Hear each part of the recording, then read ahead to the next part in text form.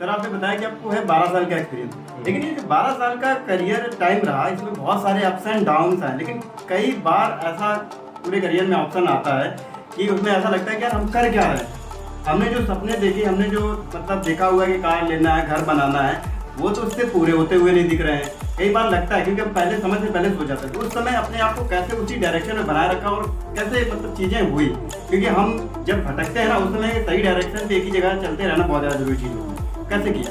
देखिए difficult time तो आता ही है, सबकी ज़िंदगी में आता ही है, लेकिन डिफिकल्ट टाइम को एज ए अपॉर्चुनिटी आपको लेना पड़ेगा। मतलब ये एक तरह से आपको अपॉर्चुनिटी और आपको एक तरह से सीखने को मिलता है कि भाई डिफिकल्ट टाइम, इसको स्पीड ब्रेकर भी बोला जा सकता है कि हमारे जो जिस स्पीड से हम जा रहे थे गाड़ी हमारा, फिर वो एक स्पीड ब्रेकर आएगा तो उसको स्लो करना पड़ता है, फिर उसके बाद अपना एक्सीलेटर डाल के फिर स्पीड बढ़ाना पड़ता है। नहीं मतलब ये एकदम बिल्कुल डिमोटिवेशन आ जाता है कि यार अभी लगता है, कई बार ऐसा लगता है कि यार छोड़ ही दे। उस समय कैसे अपने आप को वहाँ पर उसी ट्रैक पे बनाए रखा? देखिए आपको सब समय लर्निंग करते रहना चाहिए, आपको पढ़ते रहना चाहिए और आगे बढ़ते रहना चाहिए। आपको अपने काम पे फोकस रखना चाहिए। आपको जो नेगेटिविटी है उस पर जाना ही नहीं चाहिए। आपको सब चीज़ में पॉजिटिव और नेगेटिव होता है, आपको सबसे में पॉजिटिव ही उठाना पड़ता है। टेस्ला कंपनी का एलोन मस्क का नाम आप सुने होंगे। उन्होंने कहा कि हम 10 साल का जो टारगेट होता है एक डायरी में हम नोट करते हैं और उसको हम 1 साल में कंप्लीट करने के लिए कोशिश करते हैं। अगर हम उसको 1 साल में कंप्लीट करने की कोशिश करते हैं तो अगर वो ना भी हुआ तो हम उस 10 साल जो जिसने 10 साल का टारगेट लिया उससे आगे रहते हैं। तो ये आपको सोच के रहना। समझ सकते हैं कि जब भी आपको इस तरीके की चीज़ें आए अपनी इंडस्ट्री में आए, तो जैसा कि सर ने एग्जांपल दिया है, बहुत बड़ा एग्जांपल है। टेस्ला का नाम आज किसने नहीं सुना है, पूरे ऑल ओवर वर्ल्ड पे छा रहा है। तो इस तरीके के अपने आप को टारगेट देने पड़ते हैं, क्योंकि अगर आप अपने आप को टारगेट नहीं देंगे ना तो फिर कुछ नहीं हो सकता है, क्योंकि ज़िंदगी सिर्फ और सिर्फ दूसरे के कहने से नहीं चलती। आपको खुद से भी कुछ टारगेट डिसाइड करके आगे बढ़ना है। तो बहुत अच्छी चीज़ सर आपने कही, लेकिन अभी हम आगे जब बढ़ रहे हैं तो अभी हम उस स्थिति में आ रहे हैं जहाँ पर क्या होता है कि 2020 का एक ऐसा टाइम आया जहाँ पर कोरोना पैंडेमिक आई, जहाँ पे किसी ने कभी सोचा नहीं था कि इस तरीके से भी कुछ होगा। और अगर कहीं ना कहीं जो सबसे ज़्यादा प्रतिघात हुआ या भी कहें जो हमें दिक्कत देखने को मिली वो थी प्राइवेट इंडस्ट्री में जो एम्प्लॉय थे, और उससे भी ज़्यादा कहीं ना कहीं ऑटोमोबाइल सेक्टर, क्योंकि जैसा कि सर ने बताया कि ऑटोमोबाइल सेक्टर थे और बाकी ऑल ओवर इंडस्ट्री में भी इसका कहीं ना कहीं इम्पैक्ट पड़ा। तो सर वो समय क्या था, कैसे मतलब क्योंकि चीज़ें ऐसा लगा कि एकदम से ट्रैक से उतर गई, एकदम रेल से चल रही थी ट्रैक पर और एकदम से उतर गई। तो उस समय कैसा क्या था, क्या सीन था, वो बिल्कुल हम भी जानना चाहते हैं, हमारी ऑडियंस भी जानना चाहती है और जो अपकमिंग इंजीनियर्स हैं वो भी जानना चाहते हैं।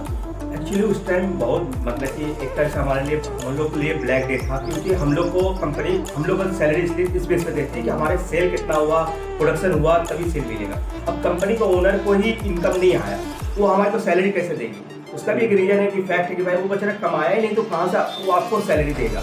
तो ये था कि 3 महीने का जो ड्रॉबैक था, ये था जो स्ट्रगल लाइफ था, लेकिन उसमें मैदान नहीं छोड़ना। अगर आप मैदान में डटे रहोगे तभी आप जीत पाओगे। बहुत से आदमी चले सोचते कि चलो यहाँ हो गया, दिल्ली में कुछ नहीं होगा, चलो गांव चले गए, वो गांव जाके अभी भी कुछ नहीं कर रहे हैं। लेकिन उसको अगर वो लगे रहते हैं अपने आप को मतलब जीत बनाए रहते हैं कुछ करने का। और 3 महीने में बहुत से बंदे ऐसे थे कि जैसे कि जिन्होंने यूट्यूब में भी काम किया और अच्छा कमाया।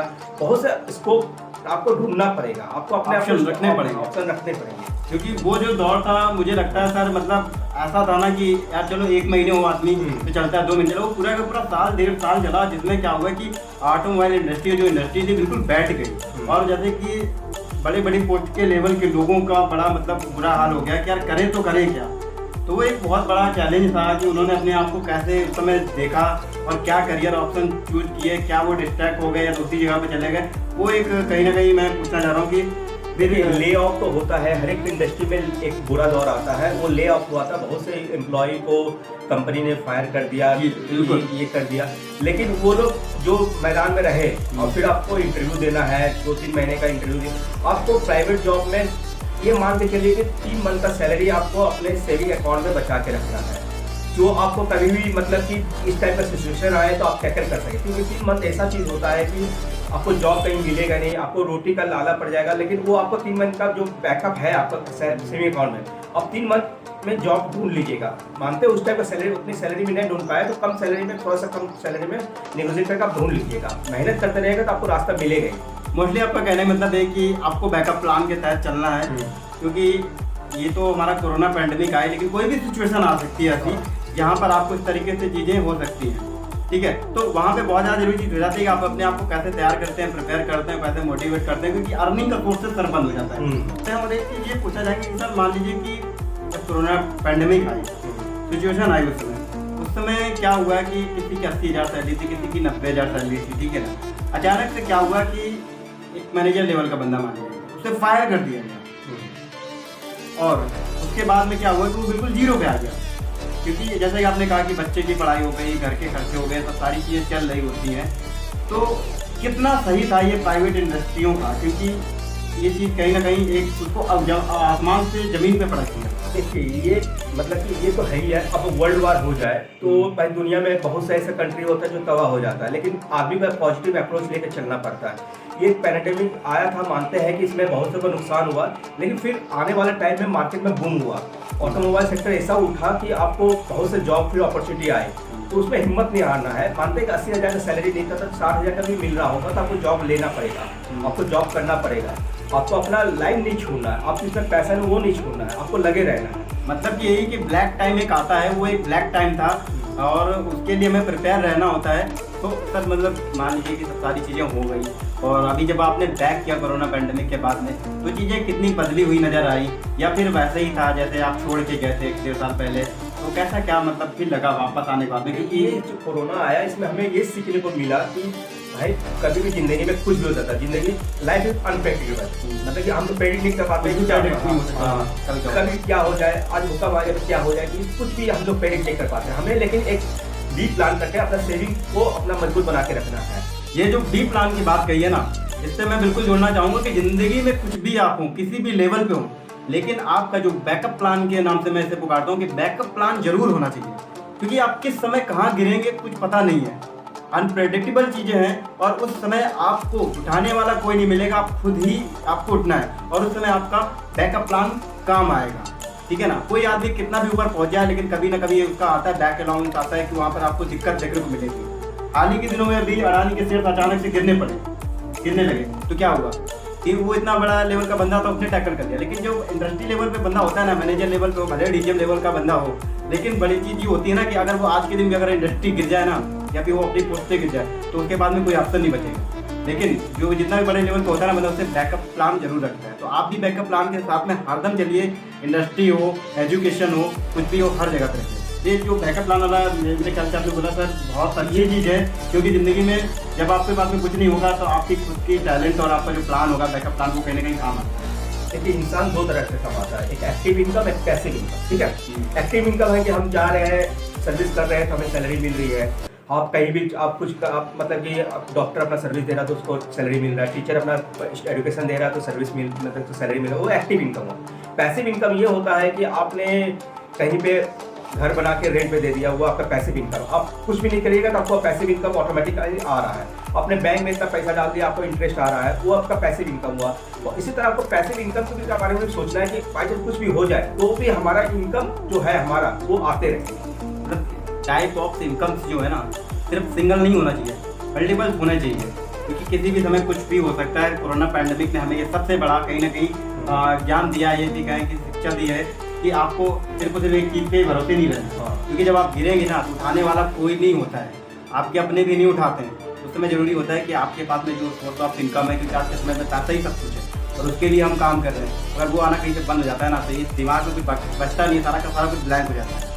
और हमारे साथ में जो मिस्टर विकास भगत सर, इनके जीवन में भी बहुत सारे अप्स एंड डाउन हैं। बैक एंड पे हम बात कर रहे थे चीज़ें, तो बहुत सारी चीज़ें सीखने को भी मिली हुई है मेरे को भी, और बहुत सारी चीज़ें भी हम आपको बताने वाले हैं। फिलहाल हम अपने अंतिम पड़ाव की ओर बढ़ेंगे और कुछ क्वेश्चन लेंगे लास्ट में कि सर जैसे कि मतलब अभी क्या है कि समय आ चुका है कि अब चीज़ें ट्रैक पे आ गई हैं और इंजीनियरिंग की तैयारी कर रहे हैं, सेल्स मार्केटिंग की भी तैयारी कर रहे हैं, बहुत सारी चीज़ें होती हैं कि इंडस्ट्री या प्राइवेट का दौर भी आ रहा है, जैसे जैसे चीज़ें प्राइवेट होती जा रही हैं।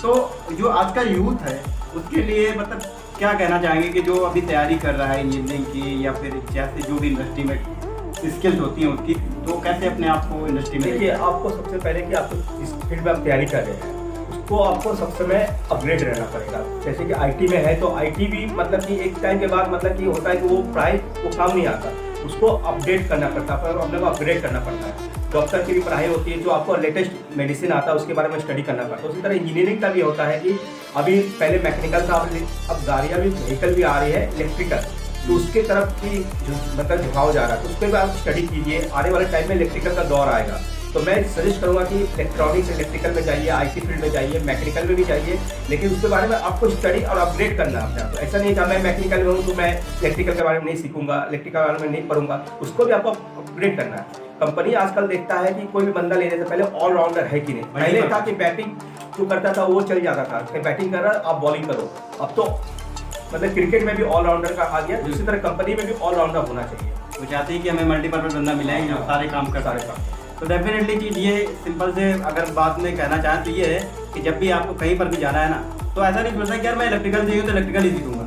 वहाँ पर जितनी भी चीज़ें हैं ना, सभी चीज़ों को सीखने की कोशिश कीजिए, और जितना अच्छे से सीखेंगे ना तो आपको काम आने वाला है। और बहुत अच्छा एग्जांपल क्रिकेट का दिया कि आप समझ सकते हैं कि आज के समय पे भी ऑलराउंडर को हम प्रेफरेंस देते हैं। ड्रीम 11 भी यहाँ तक बनाते हो ना, तो उसमें ऑलराउंडर को ज़्यादा चुनते हो कि यार बैटिंग में नहीं तो बॉलिंग में चलेगा। इसी तरीके से आपको यहाँ पर भी जब आएंगे ना इंडस्ट्री लाइफ में, तो आपको इस तरह से अप्रोच रखनी है। और ये एक बहुत बड़ा मैसेज है सर। बाकी अगर आप करंट यूथ के विषय में बोलना चाहें तो बहुत सारा इंडस्ट्री में ये भी अभी माइंड में रहता है हमारे स्टूडेंट्स के कि हमारे पास में करियर ऑप्शन खत्म होते जा रहे हैं, जॉब्स कम होती जा रही हैं, तो वो कैसे मतलब जब इंजीनियरिंग 4 साल के बाद निकल के जॉब के लिए देखते हैं तो कैसा आप उनके लिए क्या कहना चाहेंगे कि क्या कितना मुश्किल है या आसान है? देखिए, बहुत से इंजीनियरिंग बैकग्राउंड से निकल के जॉब्स के लिए देखते हैं, वो लोग तैयारी करने लगते हैं गवर्नमेंट जॉब का। अब जिनके पास गवर्नमेंट जॉब भी बहुत मतलब कि कम होते जा रहा है पहले की तुलना में, कि बहुत प्राइवेटाइजेशन सब जा रहा है। तो गवर्नमेंट जॉब की मतलब तैयारी करो, जिसको मतलब इंटरेस्ट है गवर्नमेंट जॉब का, मैं उसको नहीं मना करूँगा, इंटरेस्ट है,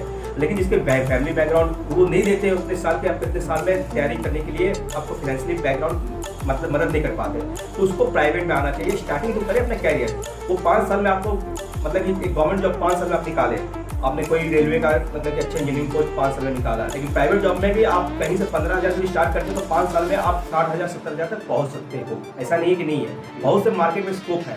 पहले की तुलना में दुनिया मतलब कि आप मतलब कि अनलिमिटेड हो गया है, ऑनलाइन आ गया तो बहुत कुछ है कि घर में बैठे भी आप क्रिएटिविटी कर सकते हो, यूट्यूब में भी टीचिंग कर सकते हो, बहुत कुछ है कि और सब कुछ से जोड़ सकते हो, अपने प्रोडक्ट को कहीं भी लॉन्च कर सकते हो। तो डिमोटिवेट बिल्कुल भी नहीं होना है, अपनी लर्निंग को कंटिन्यू करना है, जो आपका पैशन है, जो वर्किंग एटीट्यूड है ना, उसे कंटिन्यू रखना है। अगर वो आपने रख लिया तो कहीं ना कहीं आप सक्सीड तो कर जाएंगे, ठीक है ना, क्योंकि मैटर ये नहीं करता कि आप सक्सीड कहाँ पे हुए, मैटर ये करता है आप सक्सेस हुए कि नहीं।